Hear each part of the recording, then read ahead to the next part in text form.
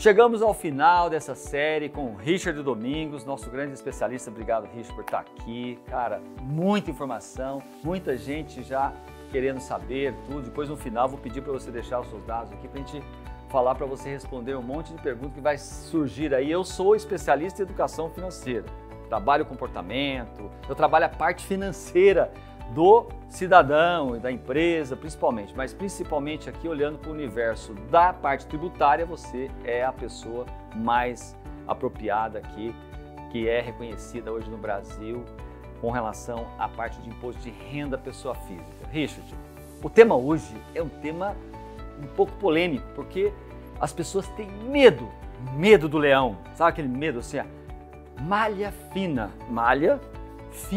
por que disso, né?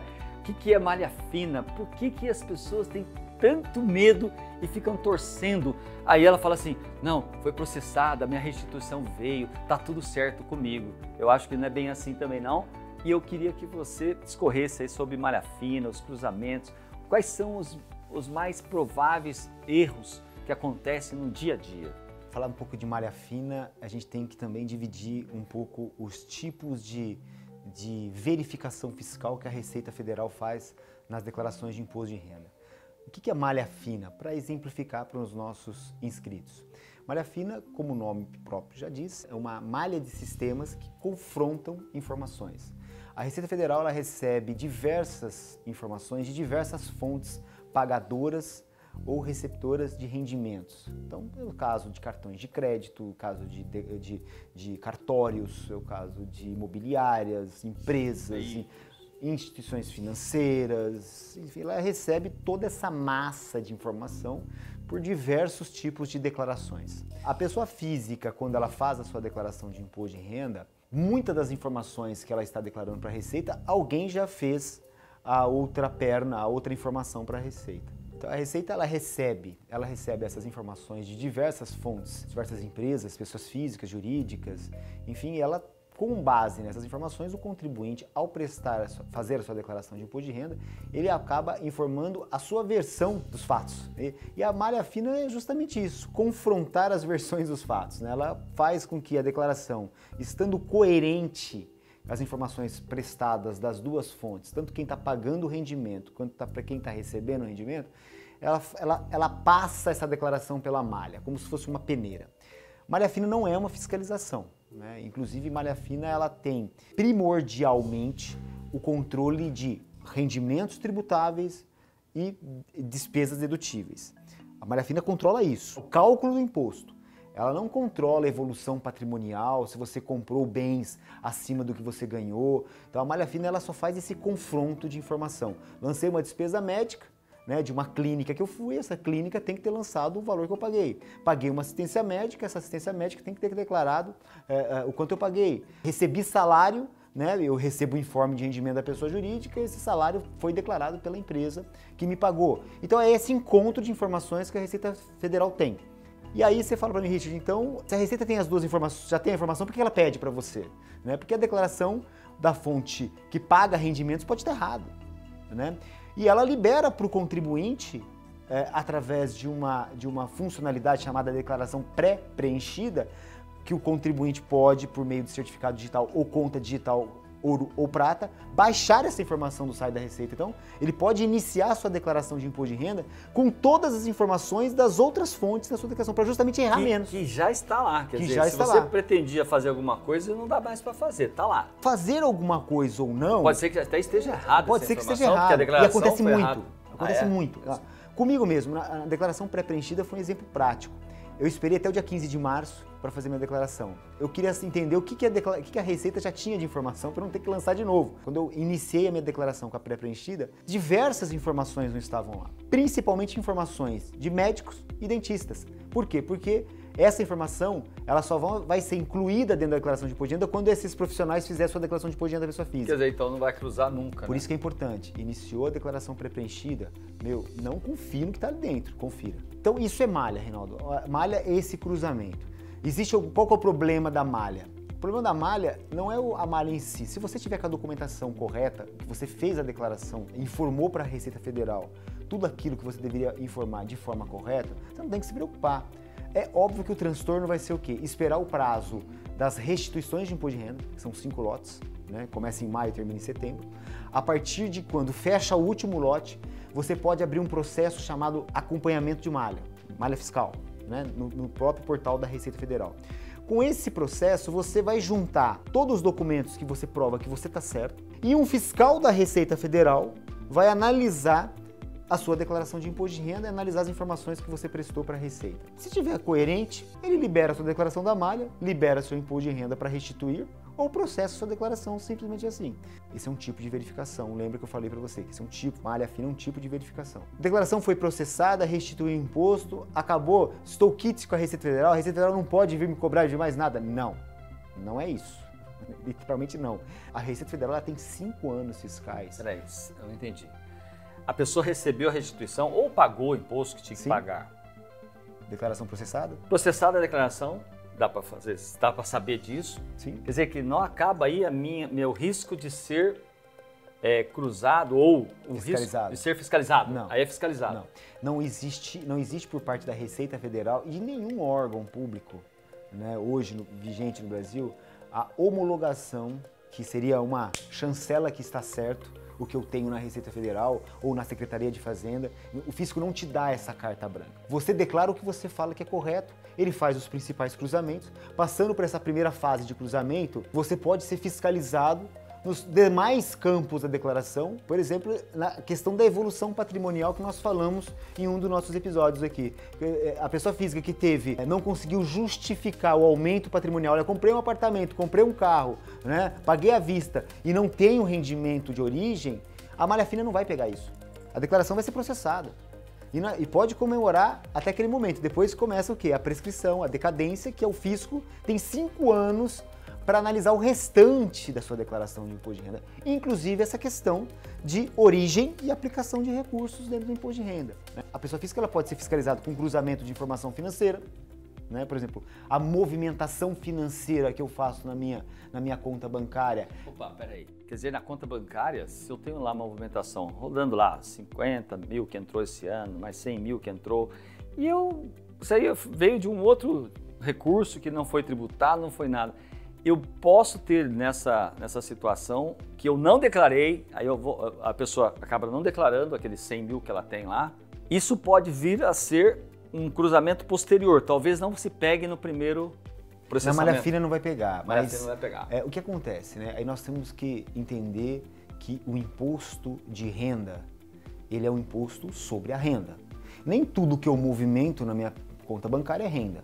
Então, mas a Receita Federal recebe essas informações por meio de uma obrigação acessória chamada e-financeira que os bancos mandam para lá, para a Receita. Então a Receita Federal sabe quanto entrou, quanto saiu de dinheiro, o que movimentou. Ela não sabe se aquilo é renda. Eu posso ter tomado dinheiro emprestado, né? Entrou dinheiro na minha conta e eu paguei um monte de gente com dinheiro emprestado. Empréstimo é renda? Não. Eu preciso declarar empréstimo? Em tese, eu preciso declarar o saldo em 31 de dezembro na dívida de dívidas e ônus. Alguém que emprestou e alguém que tomou emprestado. O fato de eu ter emprestado. movimentado dinheiro na minha conta não quer dizer que eu tive renda. Esse é o primeiro ponto. Renda se tem quando eu tenho uma remuneração, né? Então, a pessoa física, por exemplo, que presta serviços normalmente durante o mês, serviços informais, né? E acredita o dinheiro na conta bancária, né? Isso é uma renda. Ela não declarou para a Receita Federal, mas numa fiscalização, a Receita Federal pode chamar, olha, me apresente os extratos bancários, que ela já sabe quanto movimentou. Você apresenta os extratos bancários. Qual que é o segundo ato da Receita? Me justifique esses créditos, de onde veio. Você vai ter que justificar. Olha, se alguém te emprestou, se você recebeu de doação, se você recebeu um rendimento... Eu não consegui provar. Ela vai tributar.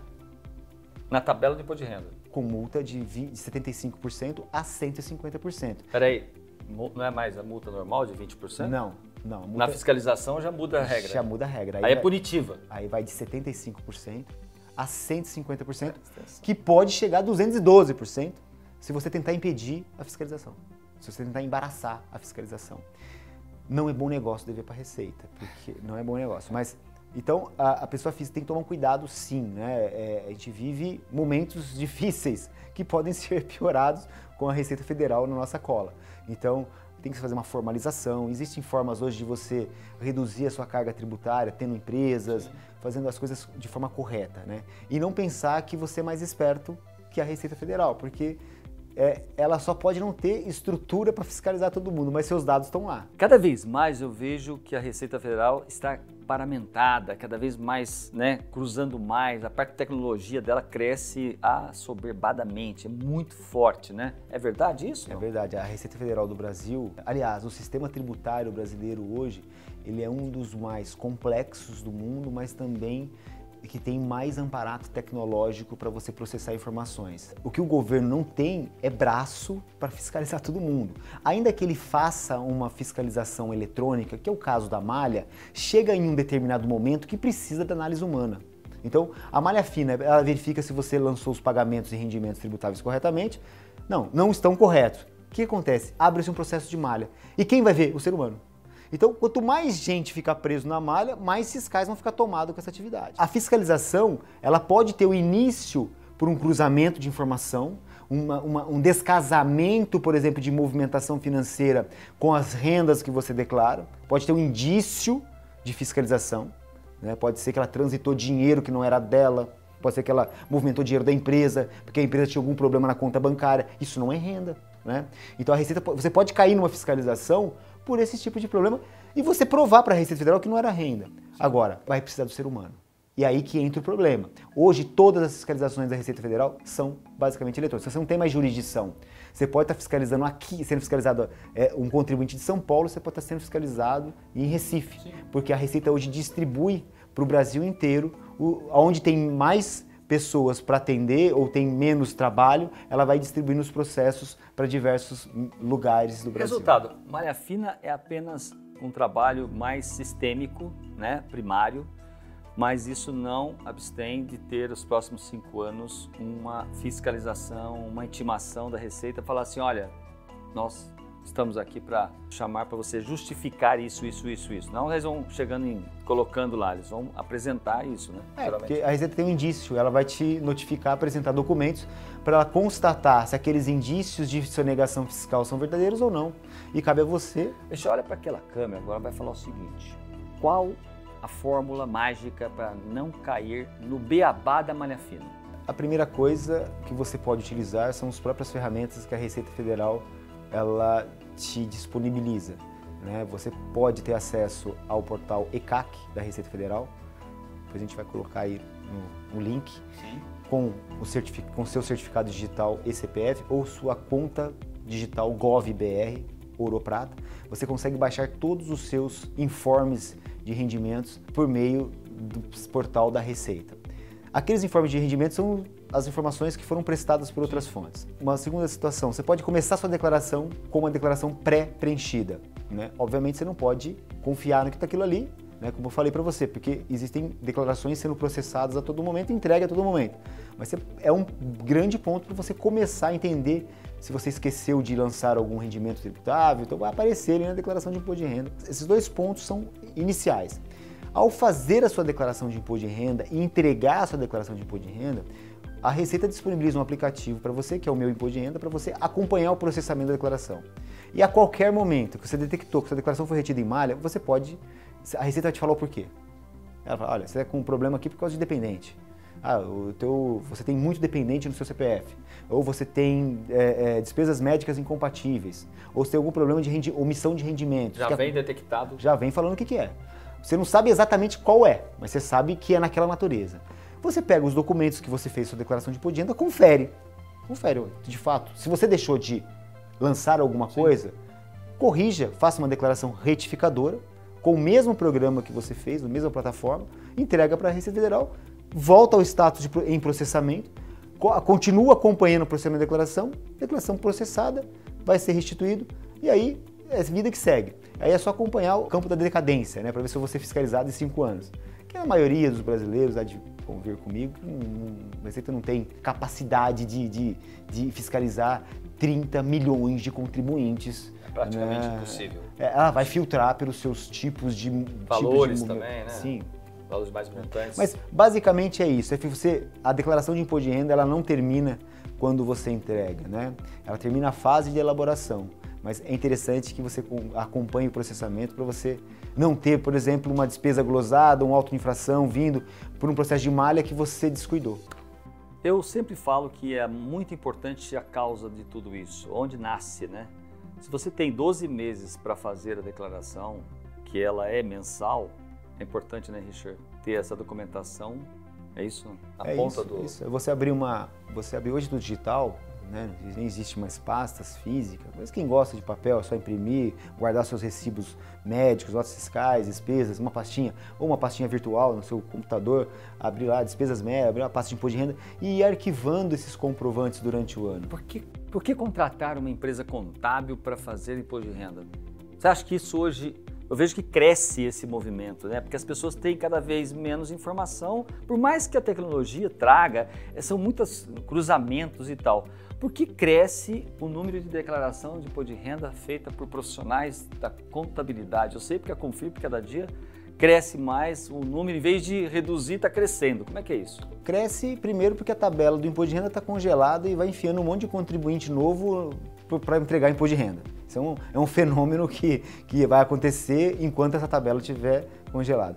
E o segundo ponto que existem muitas regras fiscais hoje que a pessoa física comum que não está nessa área, ela acaba desconhecendo. Por exemplo, a pessoa física que opera em bolsa de valores, ela pega uma nota de corretagem e vê lá um valor de imposto de renda retido na fonte de 0,005%, ela está tão acostumada a ver um extrato de aplicação financeira de renda fixa que vem um valor retido na fonte definitivo, ela pega uma nota de corretagem e olha aquele imposto de renda na fonte, ela acha que é a mesma coisa, ela acha que já pagou o imposto. Para quando procurar um especialista? Quando você começa a ter um comportamento diferente de um comportamento de uma pessoa que só faz, por exemplo, aplicação em renda fixa, que tem uma fonte de renda, que tem poucos bens e direitos. Essa pessoa, geralmente, ela consegue por si só entregar sua declaração de imposto de renda. O problema é quando ela começa a comprar e vender imóveis, começa a comprar e vender bens de direitos. Empresa. Começa a ter operações em renda variável, porque a Receita Federal não tem aplicativo. Tem o MEI. Né?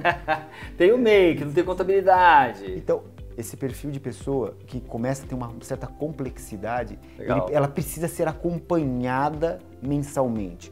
Ou por alguém que conheça, pode ser contador, melhor, mas pode ser um advogado, pode ser um economista, pode ser uma pessoa que tenha bastante larga experiência na área tributária, que consiga subsidiá-la desse tipo de informação, para que ela, durante o mês a mês, ela apure seus impostos corretamente. No caso de renda variável, que é uma coisa que eu acabei de falar agora, muita gente não sabe.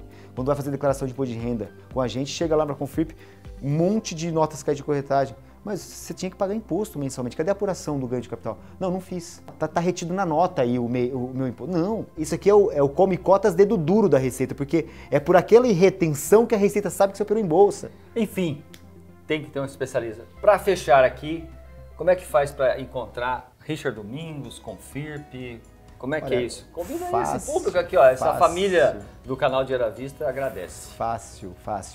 Um caminho mais fácil é entrar em nossas redes sociais ou no nosso site www.confirp.com. Lá você pode chamar nossos técnicos, pedir um contato comercial e a gente vai chegar até você com certeza.